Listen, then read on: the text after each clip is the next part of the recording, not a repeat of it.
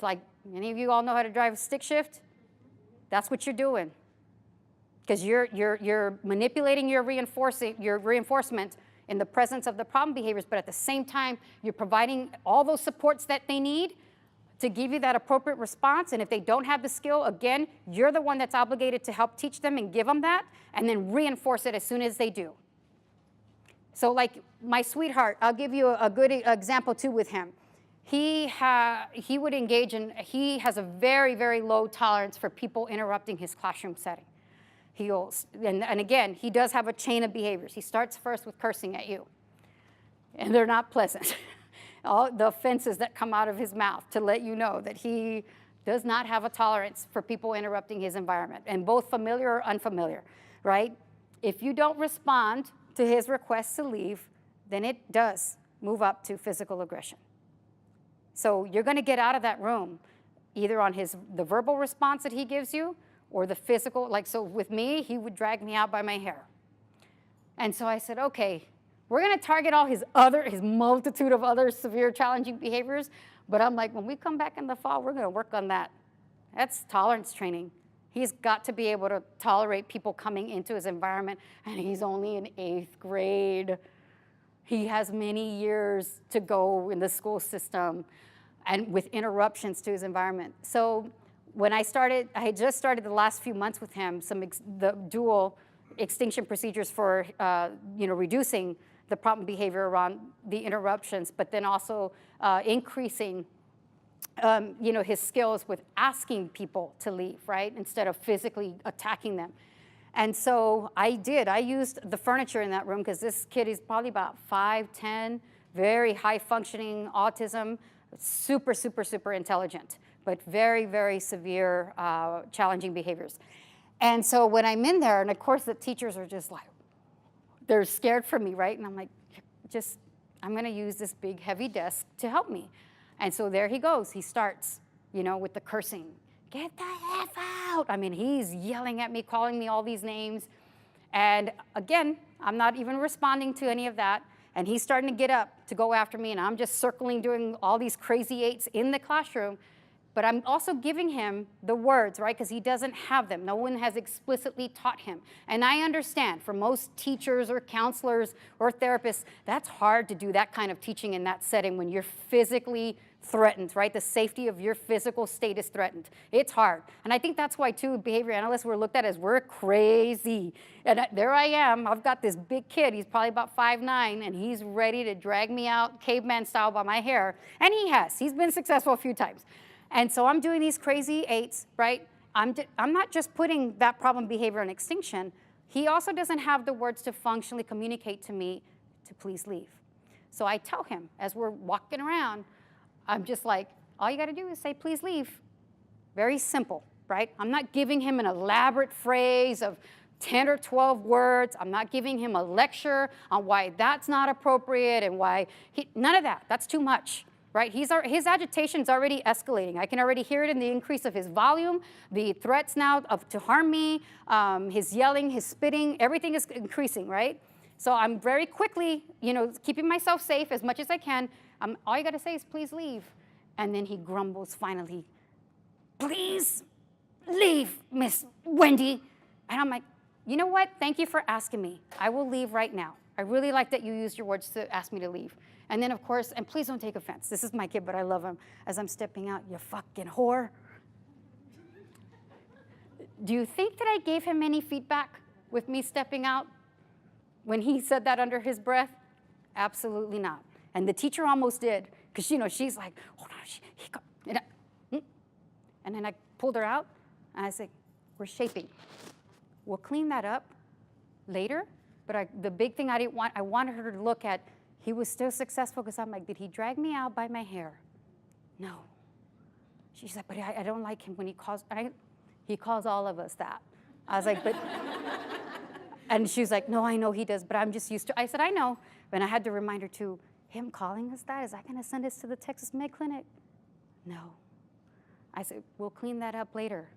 Because I said, have you seen him do that before? No. Because he needs to be taught that explicitly. Nobody's giving him the appropriate response, because all he knows, I'm going to drag you out by your hair. And if you're a man, I'm going to go and hit you and spit at you in your face, right? And in those situations, most people, most human response, we want negative reinforcement too. I'm out of here, right? We run. We don't want to get that kind of, be subjected to that kind of physical aggression. But I'm like, this kid's never been taught explicitly how to do that. Now, mind you, I know it's not pleasant. Those are not pleasant teaching conditions, right? We're used to teaching the ABCs and these cute song and games and dance. And no, tolerance training is not pretty. It's not pretty. But we've now started seeing a big decrease with him attacking individuals entering his environment, and a big decrease and a big increase with him using a functional communication response to just say, please leave.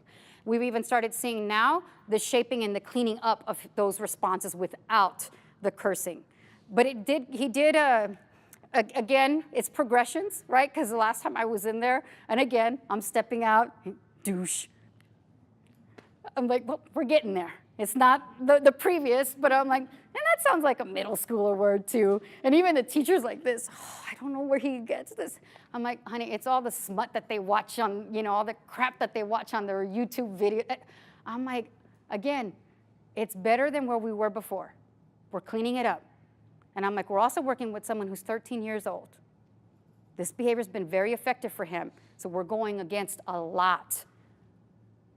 So just some examples of the types of reinforcers that you can use, and they're all kinds. So again, we've been talking about how you use reinforcement for the skill acquisition of those replacement behaviors, but also how you use that for the reduction of the problem behaviors. And again, behavior goes where reinforcement flows. That's a statement that we use all the time. We don't engage in behaviors if we're not contacting reinforcement.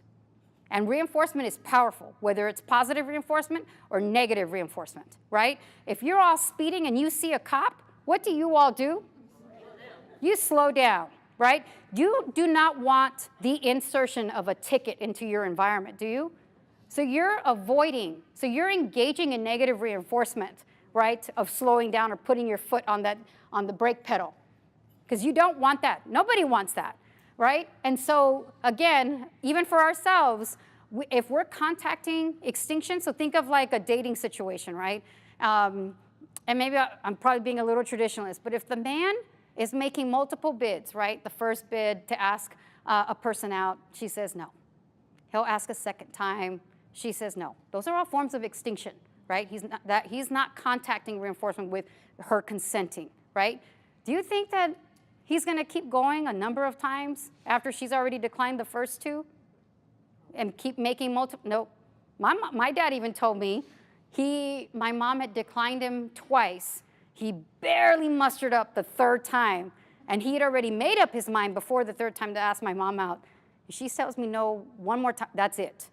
Because I'm like, yeah, extinction. If my mom doesn't say yes, I mean, my Joe wasn't even around yet, but I was like, and he'd already made up his mind. That was his tolerance, right? Boy, she's putting me on extinction. That was the first request I placed on her. And that's a lot to muster up, right? He placed it again, because he chalked it off the first one, like, well, maybe she's just busy. She's probably busy. Second time, he's like, oh, I don't know about that. I don't know how to take that if she's blowing me off. And that's why he told me, he's like, I made up my mind. I'm going to do one more time. She says no, I'm done.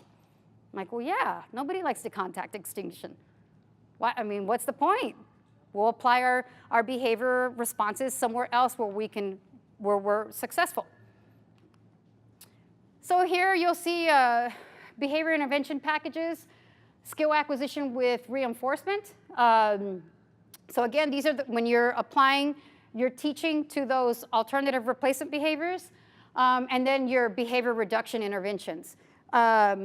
So this is where you're going to be withholding, eliminating, or minimizing reinforcement for problem behavior as much as possible, right? So if we know that the function of the problem behavior, let's say it has a tangible function, we're going to minimize him or her gaining access to those preferred items or activities as much as we can. If we can altogether, not giving them access to it with that problem behavior, but instead giving them, again, the supports that they need to give me the appropriate response. So like if they're wanting access to, let's say, a puzzle, and they're engaging in crying and screaming, maybe they're hitting at me, again, I'm not going to reinforce that. I already know what their motivation is. Their motivation is to gain access to that preferred item.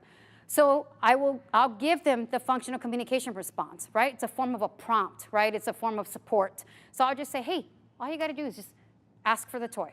I want the puzzle. Or puzzle, please. If they're that agitated, sometimes you just minimize the response that we're asking on them, right? And there's more technical terms, too, for that, because you don't want to put an intense amount of response effort on them. It should be, when we're looking at replacement behaviors, the replacement behaviors should be as easy, or if not easier, than them engaging in their problem behaviors. Does that make sense? We call that functional equivalency. If you're making them go through all these significant hoops for the replacement behavior, and they don't have to go through that for their problem behavior, what do you think, what is human nature for us to do? That's right, what's easiest, right? So that's why I said we don't, even when we're giving them those supports, like if it's a functional communication prompt, I'm not going to tell them, well, what you need to say is, Miss Wendy, I would like to have access to that puzzle, please. No. It's going to be quick and simple. Just the same way as it is for them to engage in their problem behavior. If they're hitting, kicking at me, and I know that they want access to that puzzle, I'm just going to say, all you need to say is puzzle, please. They keep hitting, kicking. I'm going to maintain that extinction, right, in the presence of that problem behavior. I may come back again. You just need to say puzzle, please. They may keep kicking, hitting, but eventually if they give me that, you know what? I like that you asked so nicely. Let's go ahead and get it and give them access to that puzzle, right? But that also tells me, too, we need to practice. We're going to make it fun if it's a little, right? Even just in the presence with that item of just him practicing how to ask for that nicely and not just when his motivation for it is so high, because that's probably what's creating some of that stress. So you'll see how the reinforcement looks, how it's different when you're teaching those replacement skills and how the reinforcement looks when you're applying it to in the presence of the problem behavior, because you're doing both. And then there is that distinction between ignoring problem behavior versus withholding the maintaining reinforcer, right? So it's very difficult to ignore like severe physical aggression, right? You can't. But you can minimize the reinforcement that this individual has had a history of contacting with depending on what the function is for that physical aggression. And so you have to make sure that how you're minimizing the reinforcement, whether it's with the tangible or whether it's your attention or whether with giving him that escape, if that's what they're motivated by.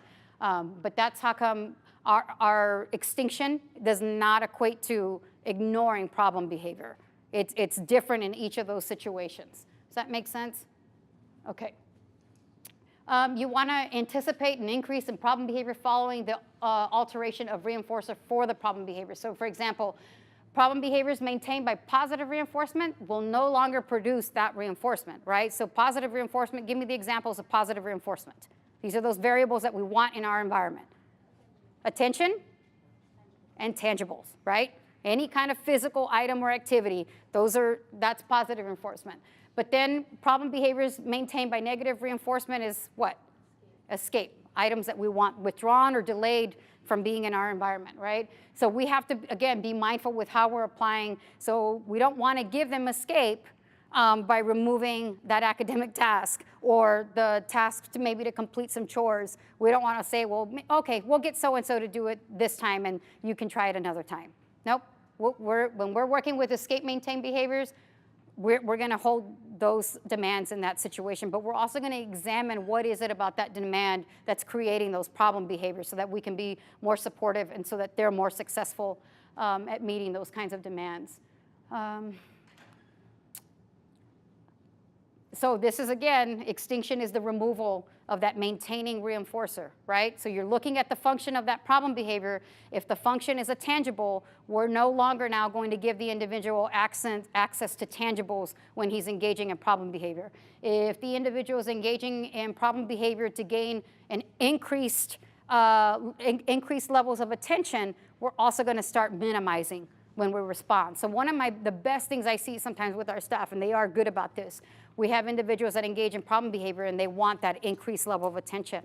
And so what they'll do, and I love it because I'm like, that's beautifully done, right? They're using both extinction, but they're also using reinforcement for the acquisition of the appropriate behavior. So they'll say, you know what, I hear that you're screaming, but I will tend to you as soon as you raise your hand and you're quiet, right? And that's it. They give them what the behavioral responses of what they need. They're still screaming, but they're still tending to everybody else.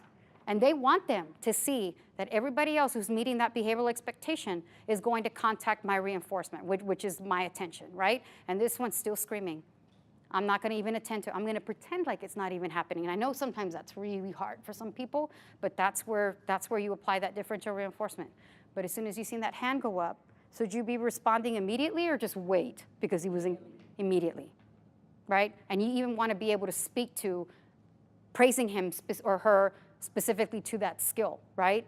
I love that you raised your hand. That's a good way to get my attention. What is it that you need, right? That's how you would use both the extinction and reinforcement for the removal of reinforcement for the problem behavior, but the application of reinforcement for the alternative response. You're going to see also when you're applying it, do you usually see an increase or decrease in that problem behavior? Increase, significant. So, and the reason behind that, and we call it too, to anticipate, so we're ethically obligated, especially when we're working with individuals with very severe problem behavior, and if we're going to be utilizing extinction, that we have to inform everybody who's involved in that person's life, whether it's the family, caretakers, respite providers, that they're going to see that increase, right? And if they have the stamina and the supports to stay with it when it goes up, right? And the reason behind that is because it's, again, just human nature, right? If I know at this threshold, my problem behavior provides me access to a particular reinforcer and it's not working, whoa, wait a minute. I've never encountered that before. Guess I need to bump it up, right? So they bump it up.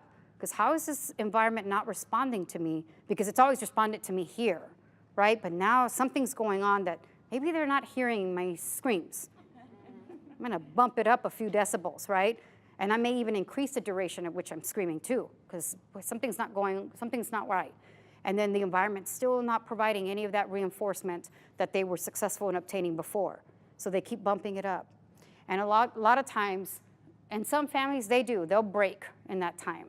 And it's hard because we have to employ other procedures because you still can without extinction.